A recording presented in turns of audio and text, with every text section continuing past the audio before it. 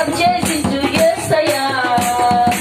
మన పాప దోషములన్నీ ఆయన భుజం మీద వేసుకున్నాడు. నా ప్రియ సహోదరి సహోదరా, ఆయన కల్వరి శిలువలో యాగమైపోయి ఉన్నాడు. నా సహోదరి సహోదరా, నీవు ఎలా జీవిస్తున్నావు? యేసయ్యను ఆరాధిస్తున్నావా? యేసయ్యను అమ్మడిస్తున్నావా? నిరాశతో ఉంటున్నావా? నిర్లక్ష్యంతో ఉంటున్నావా?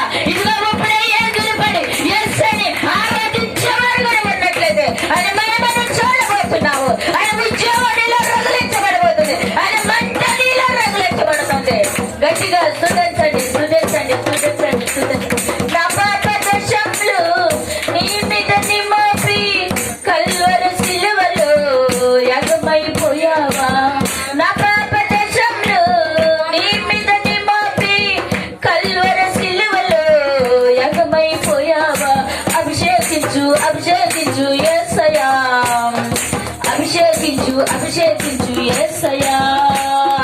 అభిషేకించు, అభిషేకించు, అభిషేకించు యేసయ్యా.